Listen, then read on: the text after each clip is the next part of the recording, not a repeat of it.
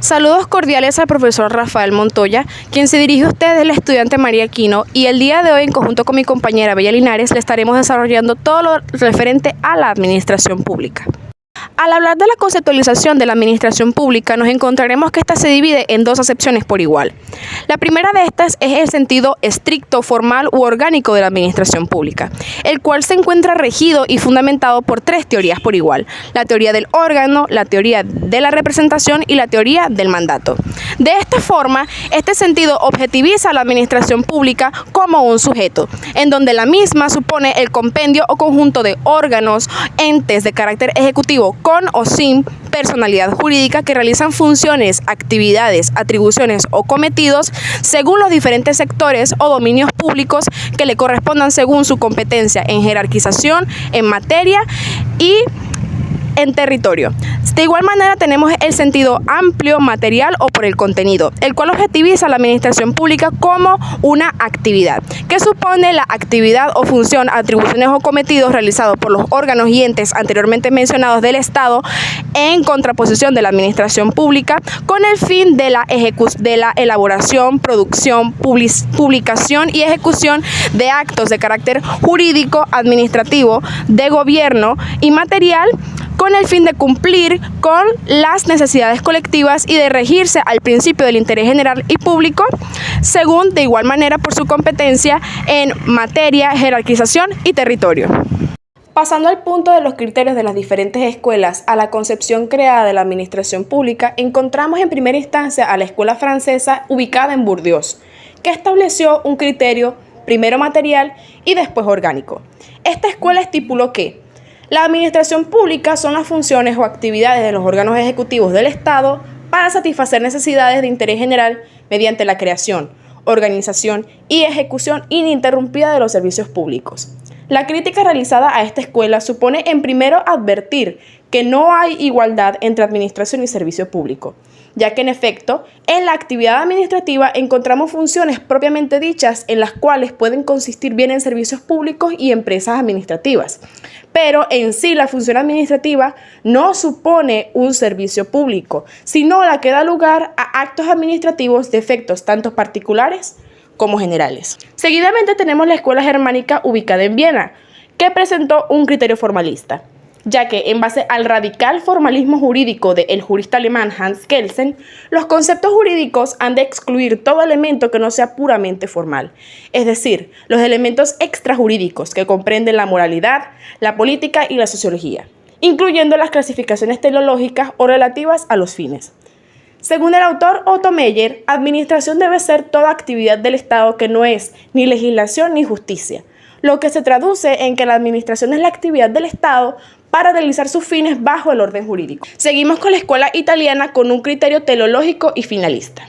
Esta estableció que la función administrativa supone la realización del interés público o de la conservación del derecho. El interés público se ha incorporado de esta manera a la finalidad propia del Estado y constituye una nota definitoria de la función administrativa, actuando como sujeto de derecho. La crítica realizada a esta escuela es que el interés público no es exclusivo de la función administrativa, ya que todas las funciones del Estado procuran el interés de la comunidad nacional. Los fines de la administración pública se encuentran tipificados en la Ley Orgánica de la Administración Pública, el cual en su artículo 3 establece el objetivo de la administración pública. Este radica en la organización y funcionamiento y en garantizar la efectividad de los principios, valores y normas consagradas en la Constitución de la República Bolivariana de Venezuela y en especial garantizar a todas las personas el goce y ejercicio de los derechos humanos. Esto incluye la promoción del desarrollo económico y social, servir al interés general, ejecutar la ley, gestionar recursos públicos y proteger derechos fundamentales. Las características de la administración pública son el servicio al interés general, el sometimiento a la ley, la jerarquía, la descentralización y desconcentración, sus principios rectores, los actos administrativos y el control judicial. Garantías constitucionales. En materia de derecho, una garantía es un instrumento jurídico que se utiliza ya sea para respaldar o reparar una violación o daño ocasionado en un derecho. En materia de derecho administrativo, una de las garantías constitucionales más importantes es la que se encuentra establecida en el artículo 8 de la Ley Orgánica de la Administración Pública, la cual nos establece que tanto la administración pública como sus funcionarios tienen la responsabilidad de velar por los principios y lineamientos establecidos en la Constitución de la República Bolivariana de Venezuela. Igualmente, que los funcionarios públicos y las funcionarias públicas deberán responder tanto civil como penal, administrativa y disciplinariamente por los actos u omisiones que hayan podido menoscabar los derechos de los particulares o que manchen tanto la reputación como el buen nombre de la administración pública. Pasando al siguiente punto, ¿cuál es la relación de la administración pública con el Estado? Estos dos entes se encuentran intrínsecamente relacionados, puesto que la administración pública es el mecanismo del que se vale el Estado para ejecutar o hacer valer sus ideas, decisiones o políticas. Este se puede ver fundamentado en su característica principal, que es que el Estado tiene la responsabilidad de velar por el bien común, es decir, por el bienestar de los particulares a nivel colectivo, y para ello necesita de una estructura administrativa por la cual éste pueda ejecutar todas sus normativas dentro de su ordenamiento jurídico. Quiere decir que la administración pública es el brazo ejecutor del Estado en cuanto a políticas y la cual están fundamentadas en un régimen jurídico, el cual puede estar constituido tanto por leyes orgánicas, leyes ordinarias, reglamentos, decretos, entre otros.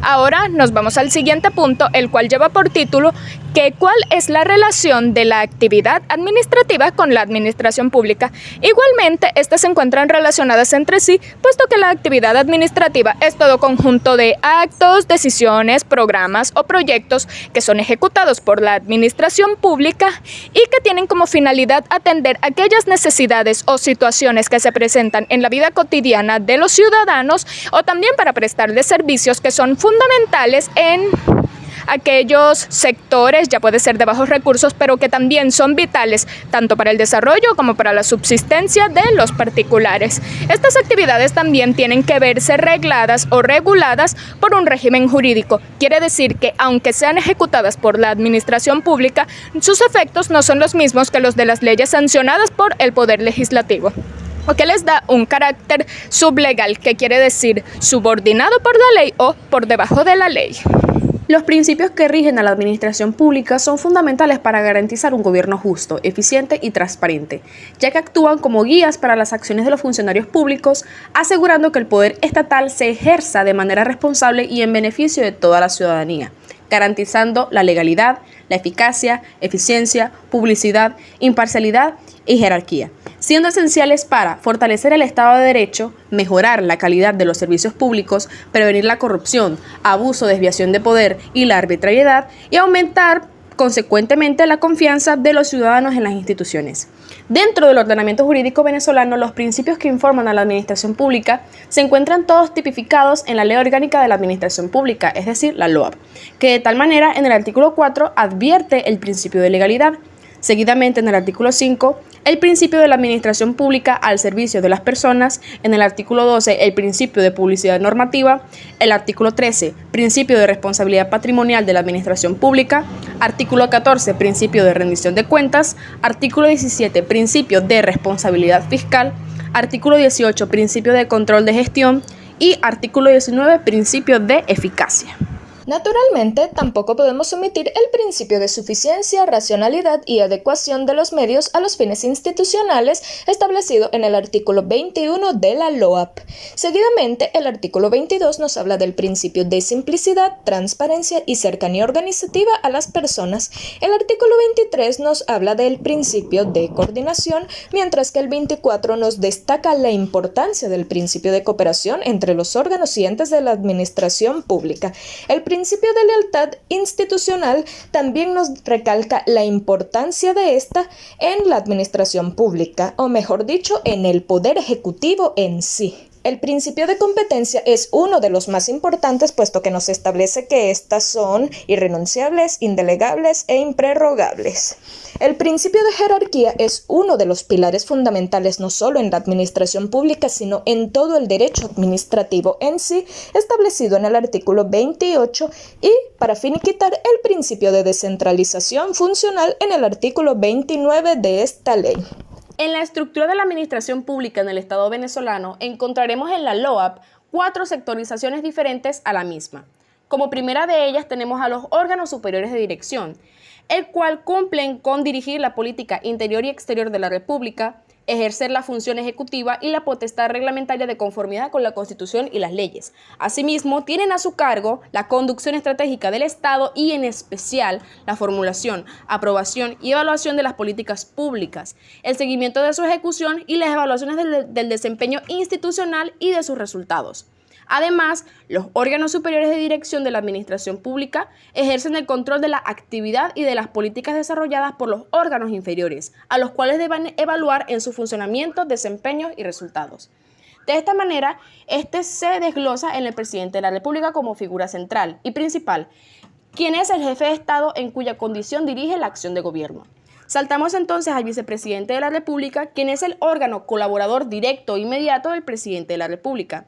Pasamos a los ministros, quienes cumplen con la planificación y coordinación estratégica del ministerio y la rectoría de las políticas públicas del sector cuya competencia les esté atribuida. Los viceministros, de igual manera, son órganos inmediatos del ministro y tienen a su cargo específicamente la supervisión de las actividades de sus respectivas dependencias de acuerdo con las instrucciones del ministro. Los viceministros además tienen a su cargo las atribuciones que les otorguen la LOAP y el reglamento orgánico del ministerio, así como el conocimiento y la decisión de los asuntos que les delegue el ministro. El Consejo de Ministros cumple con la finalidad de la consideración y aprobación de las políticas públicas generales y sectoriales que son competencia del Poder Ejecutivo Nacional. Pasamos al segundo sector, que serían los órganos superiores de consulta, el cual está comprendido por la Procuraduría General de la República, el Consejo de Estado, el Consejo de Defensa de la Nación, las juntas o gabinetes sectoriales y las juntas y gabinetes ministeriales. De esta manera, la Procuraduría General de la República cumple con la misión de asesorar, defender y representar judicial y extrajudicialmente los intereses patrimoniales de la República. Dicho órgano, además, debe ser consultado para la aprobación de los contratos de interés público nacional. La ley, sin embargo, debe determinar la modalidad, efectos y casos en los cuales debe formularse esta consulta. Le corresponde al Consejo de Estado recomendar políticas de interés nacional en aquellos asuntos en los que el presidente de la República reconozca de especial trascendencia y requieran de su opinión propiamente dicha. El Consejo de Defensa de la Nación es el máximo órgano de consulta para la planificación y asesoramiento del poder público en los asuntos relacionados con la defensa integral de la nación, su soberanía y la independencia de su espacio geográfico. Los gabinetes sectoriales tienen por misión asesorar y proponer acuerdos o políticas sectoriales al presidente de la República, así como estudiar y hacer recomendaciones sobre los asuntos a ser considerados por el Consejo de Ministros.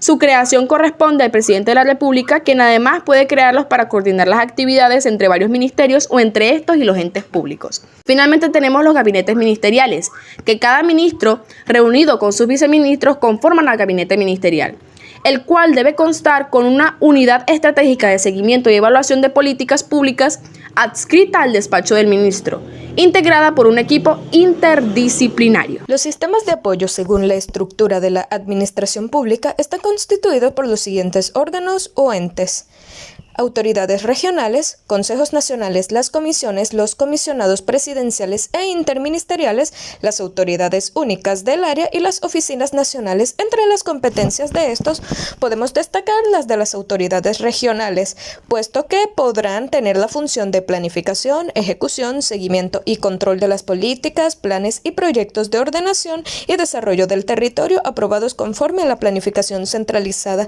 y que las autoridades únicas del área podrán estar presentes en cuanto al desarrollo del territorio o programas regionales con atribuciones que determinen las disposiciones legales sobre la materia y los decretos que la crearen. Ahora, para finiquitar con esta estructura de la administración pública, pasamos al último bloque de contenido de esta estructura organizativa, el cual lleva por título Descentralización funcional. Se encuentra constituido por institutos públicos o autónomos, empresas del Estado, fundaciones del Estado, asociaciones y sociedades civiles del Estado, misiones y sistemas nacionales de archivos. Pero ¿cuáles son los temas o asuntos de competencia de esta parte de la administración pública?